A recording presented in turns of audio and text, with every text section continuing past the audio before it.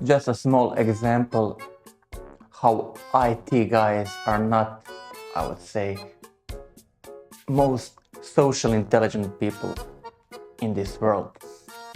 So his tactics to negotiate when he's, let's say, using someone else's software is when he encounters a bug in that software, his immediate reaction is, we should take their families as hostages and we should make them fix all of the bugs. I suppose that he doesn't have a lot of friends. That's my IT guys.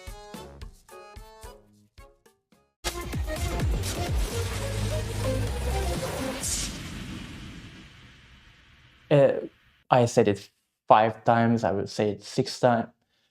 Never ever ever go frontal and attack the ego of other people. If you want to say that they are wrong and you know that they are wrong, don't use it. How to convey the message that the other person is wrong? The only way that I know that works is to use questions. Questions like why, how, and to navigate the person to come to a conclusion on their own. So if the person is saying that today is Monday, but it's really Sunday, you don't say, oh, you're stupid, you don't know, you're wrong. No, you go with questions. Why do you think that today is Monday? How did you came to this conclusion? So what do you think about today? Did you see what's the traffic outside? So there is not a lot of traffic. Very strange. So you would say that that's a very strange amount of traffic and cars that you would normally see on Monday, and the person would say, oh yeah, yo, right, it's not Monday, it's Sunday. So you're basically using questions to navigate the conversation, and so that other person come to this conclusion that you would say to them directly, but it's an attack. In other way, you're navigating, you're driving the other person through questions, and then the person will say, oh, I'm so stupid, sorry, it's not Monday, it's Sunday. But it's not attack on ego. You understand? You never ever touched the ego. Then the next thing that you can do is mirroring and paraphrasing, like I said. So when it's a technique of active listening, when other people are saying something, they are negotiating with you, or they are just conveying the message from their life or their problems, what they are doing right now. At the end of their statement, what you can do is take all the information that they gave to you and then put it in a washing machine and try to convey the same message but using your own words. Why? Because you need to get that's right from the other person. So that's the position where you need to put that person. You need that other person agrees with you. And the easiest way, because it has to be positive, because if you're trying to negotiate, blah, blah, blah, then the people love when you're saying a lot of yes, when the communication is positive, when they are affirmative and so on. And the easiest way to be in this affirmative mode is to just paraphrase the things that the person already told you. So if they're speaking about their day, how they went to work, then they go to grocery shopping, and then they came home, then they were vacuuming or something like that, then you can paraphrase and say, oh, so you were saying that you were so you're doing something on your work, then once you did all the grocery shopping, when you came home, then you have to do some kind of chores around the house, you vacuum, you clean, and so on, and that's what bothers you the most. And when you say it like that, the other person, the only thing that they can respond is, that's right. And basically you are showing them that you're listening, that actively listening, that you understand them, and you're putting that person in a position to be affirmative, to say, yes, that's right, yes, that's right. And you have to have a person in that spot. You want to have the person in that spot. So that's the mirroring thing.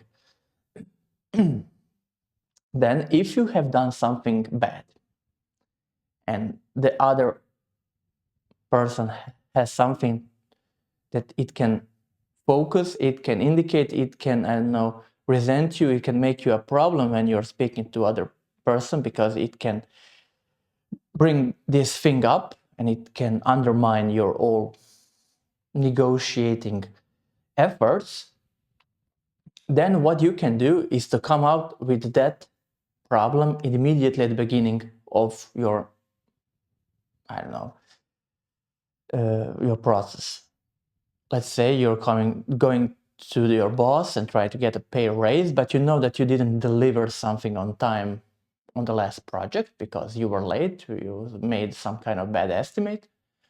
And what you can do, yeah, and you know that your boss resents you that, and that he can use this as a tool, as a power tool, to say to you that he will not give you a pay raise because you are not good with time, you didn't perform well on the last project. So what you can do is, when you're going to your boss, is at the very beginning of the conversation, you can say to them, oh, boss, I know I was late because of this on the last project, but can we talk about blah, blah, blah, blah, blah. That's very, very important and very strong, because when you're entering the room, your boss is in a negative state towards you, because he thinks of you that you are lazy, you don't perform, you're underperformer, and so on. And he just waiting for a second to bring this up and to kill you with it. But if you come inside and the first thing that you say is that the bad thing that you did, then basically you are stripping your boss of his arms, of his guns, and he doesn't have anything else to shoot at you, because that's the bullet he intended to use on you, but you deliberately use it on yourself. Then the only thing, and in most of the cases, the other person is not prepared for that. They are preparing to shoot at you. They are not prepared that you will shoot on yourself. And you want to have this situation. Why? Because the other person will not have anything else to do except of talking something that's moving you forward, that's bringing something good to the conversation. So to build the conversation in a positive, affirmative way, because all the negative bullets were fired already. So that's something. Also, if the other person have some kind of fears or doubts, also make sure to proactively give them a sign that you understand their fears, why they are in such a state.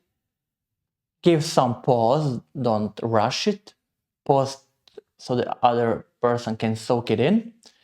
And do it also at the beginning of the conversation. I know that you are in a bad mood. I know that, I don't know, this is not good. I know that it hurts, blah, blah, blah. Always at the beginning of the conversation. You have to move away all the negative stuff, if there is some negative stuff at the beginning, because in the negotiation parts, there is something always affirmative, positive, that you want something to build up yourself, to build up other person, and it's something good. And if there is negative parts that are intertwined with the good stuff, you will not end the conversation well. It will not end anywhere. So you will have to strip down all the negative stuff all at the beginning, move it aside, then and only then you can talk about maybe what the other person wants what you want, and so on. Maybe you have heard this many times. You have to put the other person in this affirmative state. You have to get a lot of these yes answers from that person. So when you're negotiating, deliberately push the questions that you know that they will respond with yes. As I said, this paraphrasing what you heard is one way to get that's right. Then you can, all the intelligence part that you have done before, you can use it in a smart way to get this yes and yes and yes answers from the other person. There, it will put them in a good mood, it will put them in a safe zone, and they will feel okay. It will not feel like you're attacking them, you want to get something from them. It will open up the conversation, it will open up the space for you to speak with the other person. I said it already, you can also use no at the beginning of your conversation, so you can use a question for the other person that you know that other person will respond with no. But don't overdo it, don't use it too much, use only one or two questions, and sometimes, because this no is very strong, the no is stronger than yes. Yes is all fluffy, butterflies, everything is great, and life is perfect, and so on. But no is a statement, it's a border, it's a control thing of control. So if you are using a question that requires a no answer, you can use it when you see that the other person is not so certain. So there's a lot of uncertainty moving around, and there is no sense of control in that person. And if you want to put that person in a driving seat so that they feel like they have control, pull this question that requires a no, because other person will reason about your question, and it's a no-brainer answer, so it's a very easy question, so they will immediately say no, and this no will give them this sense, at least a sense of control. Maybe they are not really in control, but it will give a sense of control, like they're really driving their life, they're in the driving position, and that will maybe help you to open up the conversation later on. So you have to see and decide, based on who is your opponent on the other side, whether or not you have to use this no question at the beginning. I said it 10,000 times, I will say it once more. Don't say what you want. If you want something from other people, put this thing subconsciously in their mind so that they think it's their idea. Because people love their own ideas, they tend to stick to them, they value their ideas more than anyone else's ideas, so that's why you have to put it subconsciously, so they will come to the same conclusion that something is a great idea, and they will think that that's their idea, but basically it's yours. You have planted the idea very smartly with questions and so on. Okay? So don't focus on, let's say, your paycheck to get a raise. Focus on the problems of how you can, I don't know, help the company to boost up, to sell more, and so on, so on. And then speak with your boss like, oh, okay, now we are powerful and so on, we'll have more money, blah, blah, blah, blah, blah. Okay, it's very important to keep our employees very happy because they will earn more, they will give even more than last year and so on. So you're not thinking about yourself, you're thinking about the company, and you're thinking about your boss and how he will get his bonuses, or you're thinking about the other people, other employees that will even be more, I don't know, satisfied with their job, and they will even outperform themselves the next year, and they will even more boost up the company next year. And basically what you are saying is they will have to give you a pay raise. But you're not saying it directly. No, I know it's very hard, it's very complicated, I don't have the time, but you understand, it's not true that you don't have the time. You don't have the nerves, maybe that's the problem. Okay, you want it right now, so it's a matter of ego. You're putting yourself first and attacking other person's ego. That will not get you anywhere. So you're demanding something, so that's never a good option to go with. Then what I have learned from this book also, if you're trying to sell yourself to others, basically you're putting yourself in a position that you are some kind of a good, or something that the other person might want or doesn't want, or he or she will consider of buying you. But it looks needy. It looks very... Imagine that you're trying to get a girlfriend. If you're saying me, I am this, I am that, I am running 5 kilometers in 5 minutes, I don't know, I built this house all with my bare hands, blah, blah, blah. I have a BMW because every chick wants to drive in a BMW. It's all about you're putting yourself in a position, you're selling yourself to the girl. But let's go to another perspective. Let's think about what the girl thinks about you when you're saying that. When she sees you and when she hears you talking about me, this, she immediately understands that you are selling yourself to her and that she is in a shopping mall and she's looking around and you are a piece of shit, of course. You are just I don't know, like clothes in a clothing store or shoes in a shoe store. And she's looking around.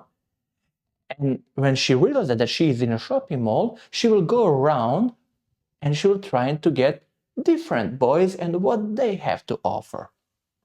Because why not? She is in a shopping mall, she will listen to different boys and see who gives or who has the most thing to give. The best buy, let's say. So this is one way to do it, but if you want to negotiate the real thing, then you have to put the girl in a position that she is selling to you herself, and you are in a shopping mall and you are in shopping. You understand what I'm saying? You are telling, let's say you're asking the girl, okay, besides your looks, your good looks and your attractiveness, what would you say are the 3 most things that separate you from these other girls in this club? Now, if the girls, they want to, I don't know, somehow emphasize how great they are, what are their virtues, what are their traits, what are their skills, and so on, that separate this specific girl from any other girl in this club. So she's bragging about herself. She's speaking about herself. You're giving food for her ego because she's speaking about herself and her ego and so on. But subconsciously, what you're doing, and she doesn't understand, is that she is selling herself.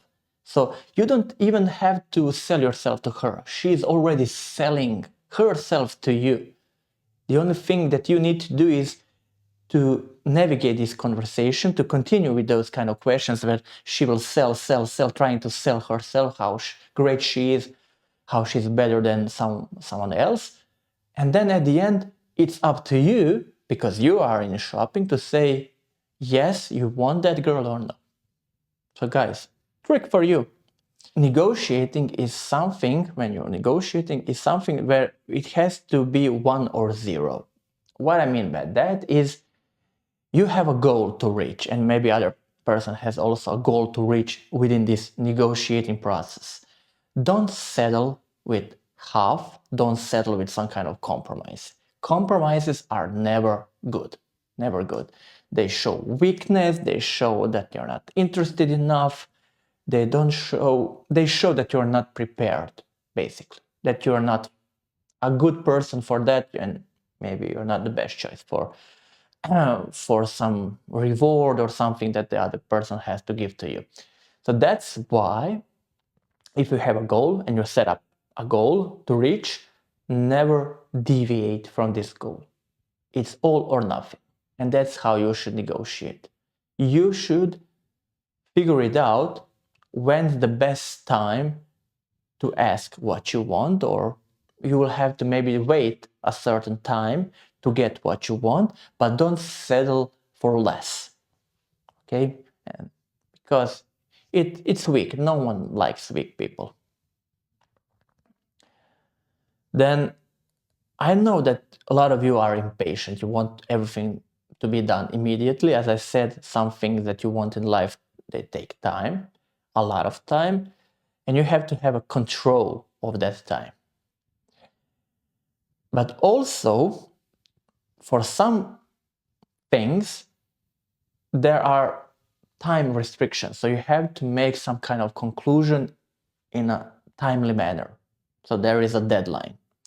And if you know that there is a deadline, you should have a control over yourself and over your emotions, because other people will use those deadlines to put it in your position where you will make mistakes. Why? Because when the deadline is near, you will get agitated, you will react impulsively, you will get emotionally distressed and so on, and you will make mistakes. And that's what other people want, because when you start to make mistakes, then you are not in a good position to negotiate.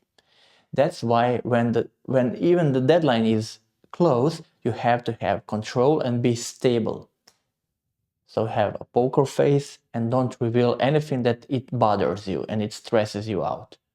And it shouldn't stress you out, okay?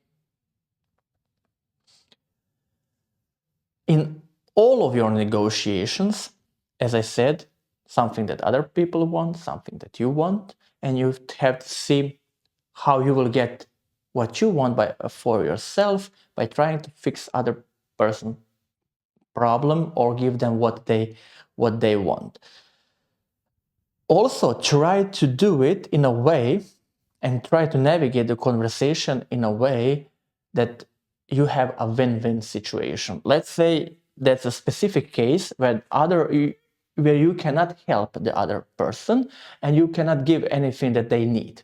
So how to get what you need for that person? So that person doesn't owe you anything. As I said, the best thing to do is to have this social credit owning, that somebody owns you something. That's the best position to be in when you're trying to negotiate for yourself. But what if you don't have you have a zero score with that person? You don't own them anything. That person doesn't own you anything, and you cannot give them anything, but you want something from them. Try to figure out, and at least in a conversation, try to convince them why is something good. So what will be in it for them if they give you a pay raise, if you give you that, if they do something for you. So you always have to play the card, what is it for them if they give you something? So what will they get? So it has to be a win-win situation. If you give me a pay raise, I will, I don't know, this, and this. Okay? It's always have to be a win-win situation.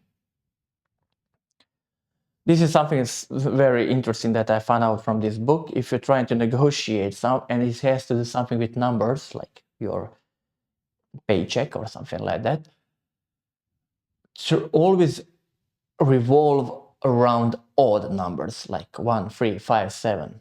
So it has to end, because it feels like you have put some mental processing when you came up with this number. It's not just from the top of your head and you just put it out like, oh, I want $1 million. No, I want $1,277,333. So it sounds like there is a large Excel spreadsheet behind all this, where you put different kinds of things inside, and that you know exactly why the price is like that, why it ends up in number 3 and not in 0 or something like that. It's psychological, it's not anything logical, I would say. Then you have to understand that other people, and I have found this out by the harder way, that people are mostly defensive, not offensive. So they're not pushing forward, they're always, I know, in a defense mode. So they're more worried about what they can lose, so they have something and they can lose that, opposed to what they miss out if they move forward. So it bothers them more if you take something that they have than that they will not get something that they could get if they are moving forward into offense. It's like that. So people always like to stack up their money and just keep it safe, the money that they have. Another example is to put this money somewhere so that money creates money and that they will get even more money than they have. But that's risk, because going into offense is a risk because you can lose your money, the money that you have right now. So it's better that this what I have is secured, it's stored, it's unsafe, while this is a risk. But no risk, no gain. If you want to move forward in your life, you have to take risks. There is no way around, guys. I'm sorry.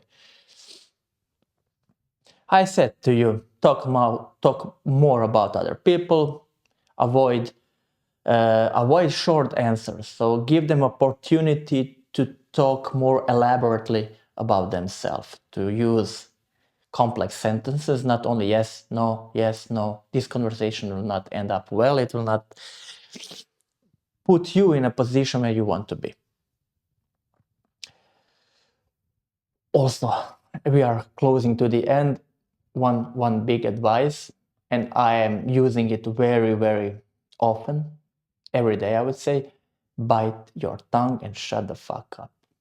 I have learned this when you talk to anyone. It doesn't matter. It doesn't matter if it's someone from your family, it's some girlfriend, boyfriend, it's someone from your work, boss, it doesn't matter. Shut the fuck up. Bite your tongue. Don't be emotionally distressed. Don't convey your angry emotions. Don't let other people see that you're angry. Don't do it. Be still, be cool, be chill. Don't let other people, what they say, bother you, and don't compromise yourself. Don't say anything that you think. Just shut up, and don't be in a position also that you don't ever speak, that you shut up for good. So you have to speak, but when you speak with logic, with common sense. You're calm, you're not angry, you're not conveying any kind of this bad negative emotional reaction. Okay? And at last, what I have to say, not only what you say, the things that you say, they are less important. So the least important thing in your conversation is the words or the actual context that you convey, that you say to other people. Most of your conversation negotiating is about how you move around, what your gesticulations, what are your body language, what is your tonality, is it higher, it is lower, are you up, are you down, are you happy when you're conveying that message, are you energetic, and so on. Because that is something that gains attention from other people. If I want attention from you, I move my hands and so on, and then you're focusing on me and my hands. But focus is focus. Don't overdo it.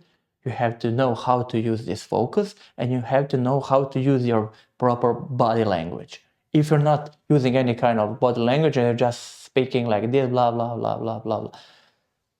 So it's 7% of your negotiating is about the things that you say. 7%.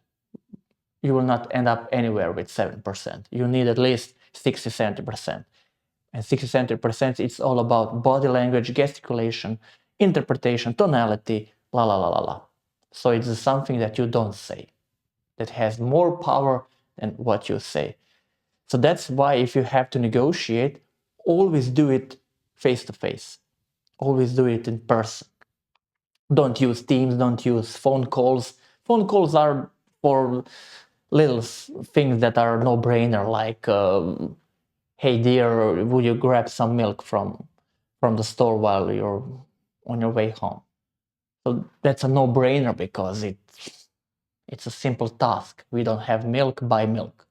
But if you have to negotiate with someone, go there, be in person, face to face, go to lunch, go to some kind of, I don't know, coffee shop, because the other person has to see you and your movements and your emotional state. Okay, guys, do it face to face. What would I say? What I have started to apply when it comes to this book? I started to shut the fuck up more. I'm self-regulating myself really badly. So I'm trying to regulate my emotions, what I say, when I say. I try to put this facade of body language for other people. So I'm putting the bad and negativity emotions behind me. I'm not asking for something for myself from anybody. So I'm not going to my boss and saying, I want this, I want that. I never use that. Never, ever, ever. I'm a director in my company and I have never used this sentence, I want, give me, I need. I never said this. Maybe there is something at the end about not putting yourself first. I started, or I stopped saying, it's better to say I stopped saying that you are wrong. I'm trying to listen to everybody. I'm giving a space I'm not interrupting them, giving space them to say what they want. I'm not telling that they are wrong. If I know, because I know that they are wrong, then I will use questions and try to put them in a position so that they will find out they are wrong by themselves. Not attack an ego. Don't ever, ever attack an ego, and always think about their ego and how to feed that ego, how to understand that ego. That is something that the other person will love. I'm listening to other, trying to paraphrasing, trying to get as much as possible this yes and that's right answers, giving the possibility to talk about themselves, and in general just keeping the positive vibes when you're trying to negotiate. So guys, was this helpful? And girls, was this helpful? Have you learned something? So this is basically something that you can read in this book. How a CIA agent was talking with terrorists is something that you can use to talk to your grandma. And how to talk with your mother and father when you're going out to get $100 for a night out. It's something that it can be used. Don't use it as a manipulation. Use it like say in a goodwill, like a tool that will help you in a certain amount of time to get what you really want. I hope that it was helpful. Next time, I believe we will talk more about ourselves, about our ego. So that's why we'll cover some really interesting book about the power and the laws of power and how to get in a position to be powerful and to dominate. How to feed your ego. It's all about ego. Bye guys.